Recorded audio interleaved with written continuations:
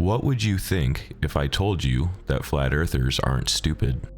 I was a air traffic controller for many years. I was a Navy air traffic controller. That moon landing skeptics are not idiots. And the people that think birds are government drones spying on us, well, that one's actually true. It's hard to reason with a flat earther, even with logic, because it's in their heart. And I was working somewhere where I was able to have headphones in most of the day. So I just consumed all of this content. Just over 10 months in of my daily sun observations, which I'm standing on the shoulders of giants because there was people who passed down their work that worked out this working model of the sky. And now I don't look at it as a deception. I think it's one of the greatest achievements mankind could ever have done. These conspiracies seem silly, even delusional to many of us, but it's not our intelligence that leads us to that conclusion.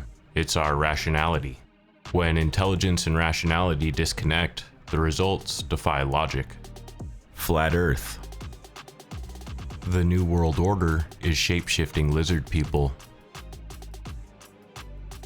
Breatharians.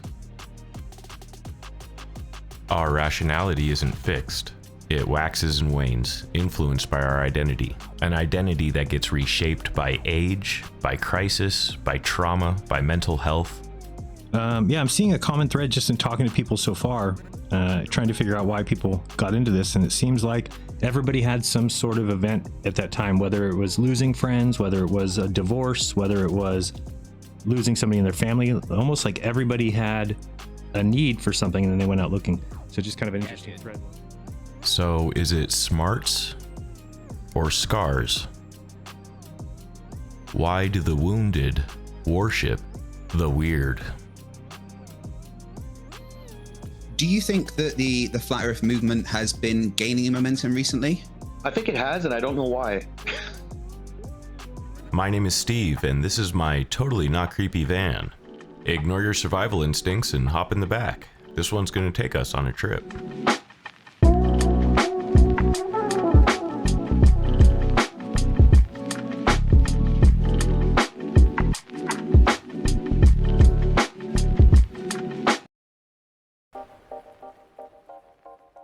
Before we leave, I need you all to leave a comment saying hi to Saturn. She's our new scout, and she gets very sad when people don't say hi. Let me concede the point. Yes, some flat earthers are stupid, and some non-flat earthers are stupid. Stupidity exists everywhere, but it doesn't explain why some people fall into this way of thinking, and that's what I want to explore today. In the wake of the final experiment, a rare opportunity has emerged. Among the growing departure from the flat earth movement, many ex-flat earthers are beginning to share their stories, both with how they found the flat earth movement and how they finally walked away. It takes enormous courage to resist peer pressure and to stand up for what you believe is right. It is even harder when the very people you are opposing once saved your life. What we're finding out is that people were going through some sort of trauma, and the flat earth was there, and a lot of people are saying how much it helped them. I wasn't in a good place. I'm an ex-heroin addict. You know, looking at it now, I feel like I was at a vulnerable state, but I was also just getting clean from heroin and meth, painkillers. There was like this void that needed to be filled to keep my mind busy, you know, and Flat Earth came around at that same time. In a weird way, Flat Earth kind of saved my life, so I had mixed feelings. I've heard that from quite a few people, so it's not, you're not alone in that. The very same closeness, the bond that offered you belonging, becomes a guilt trap that you cannot escape.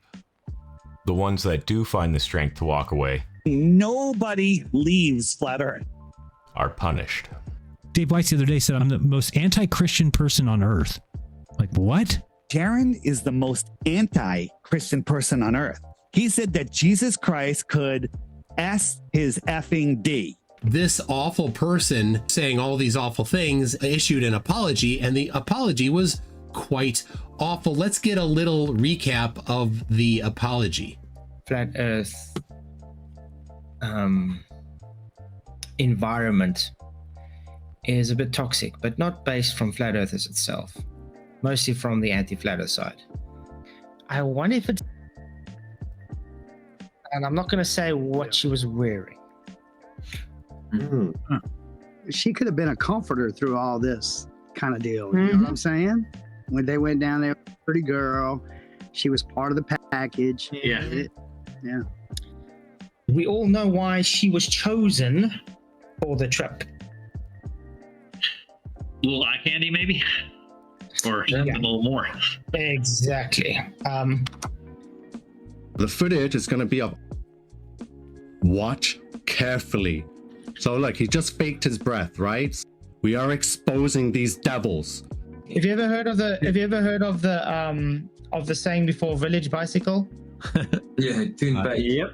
Where I'm from, it's the tune bike. What was that at the end there? I didn't catch that. Yeah, tune bike. Yep. Where I'm from, it's the tune bike. Local pusher. What? Am I having a stroke? Where I'm from, it's the tune bike. Okay, I figured it out. He said where I'm from, it's called a town bike. I genuinely could not understand what he was projecting onto that innocent person. Insecurities that deep can drown out your audio. An insidious and psychologically abusive form of manipulation is being used by some of the worst actors in these communities. Even after years of watching live debates and documentaries on cults and conspiracies, I never realized I was part of their formula.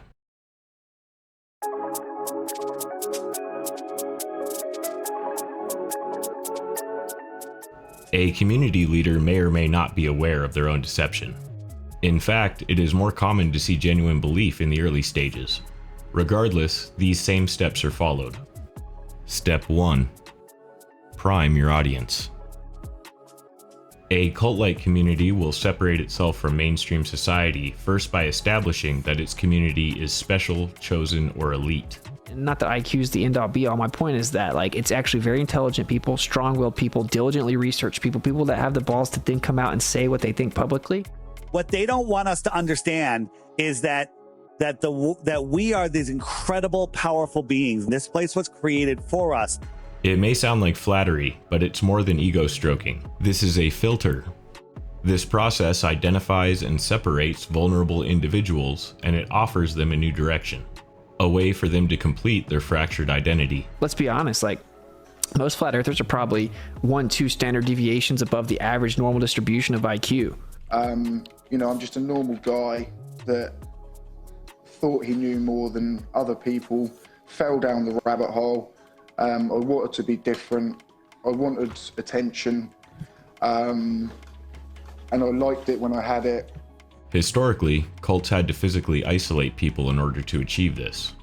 But in today's digital age, it's ambient. Members gradually isolate themselves from family, from friends, and from opposing views. Flat earthers don't even really support people very well. They eat their own. It's super divisive, and then it just completely deters you from all other communities. The ones that attach to this new sense of purpose will begin to feel enlightened. Meanwhile, those who don't resonate with the message are long gone, never giving it a second thought. If a mutual hunger exists, they will feed one another. Those who don't engage just drift away, and the machine keeps running. At the end of step 1, it's no longer about being right or wrong. It's about defending a new identity that feels complete in the wake of feeling so broken. Step 2. Define the enemy. The enemy is not defined as a specific individual or a group of individuals. It may appear that way at the surface, for example, flat earthers versus globe or moon landing deniers versus proponents. But the real assault is on the target's ability to trust their own mind. People typically won't start discussing conspiracies such as flat earth with those around them until they feel confident enough to do so. That confidence comes from sitting in an echo chamber and being taught that the mockery and humiliation is actually validation for your claims. People have egos and people it's too much. I'm going to get too much ridicule. If I tell someone the earth is flat, they're going to go, no, it's not, Maybe I just wasn't looking in the right spot, but everything I found was just, mock and ridicule, arrogance. Honestly, those videos were just a big turnoff. And the people that call them stupid, they couldn't even touch this conversation in the form of a debate. They don't understand any of it. They don't even know the globe model, much less do they understand the flat earth position, much less do they actually comprehend the evidence against the globe model. Those are guys I just assumed or considered liars. That was it. That was just what they had to be because they were globers. I asked asked you what your model was, and you said the UN logo. Bro, this proves me right because you're not going to achieve anything. You being dumb proves me right. Okay, anyway, all right. On to gravity then, if that's what you want to do. If you want to go on to gravity, that's fine. Do you want to go on to gravity? Intelligence is our ability to gather, retain, and comprehend information. Rationality is how we connect information, draw relationships, and in turn, make accurate predictions. Intelligence and rationale are distinct, but inseparable. They typically support one another, but there are exceptions to this rule. People in this position often feel an inner conflict between their mind and their heart. What I was experiencing, I think, is cognitive dissonance. Because in my mind, I'm totally sold out. Like totally sold out. You know, I'm getting burnt out, I'm experiencing this, but in my heart, I kept feeling like, walk away, you need to leave. Don't be a part of this. So I felt like a huge conflict between my mind and my heart, I guess you could say. I really was. Even though I was 100% in my mind, 100% sold out. So there's flat earthers kind of like I was. If they were that involved, I wouldn't doubt that they're experiencing the same thing. At the end of step 2, the individual reaches the end of the honest path to becoming a deceiver. They arrive at a crossroads and must choose, continue to search for home, or become an architect. Step 3. Become the architect. Once you become the architect, you have to protect your blueprint, because that version of the ideology is you. And now, you can no longer leave the house you built for yourself, because other people are living in it, using it as shelter to survive. And if the roof caves in, they're not going to blame the blueprint. They're going to blame you. Everybody's in the comments on Facebook calling me every name in the book, and it hurts me because I'm like, man, now these people have to dig their feet in.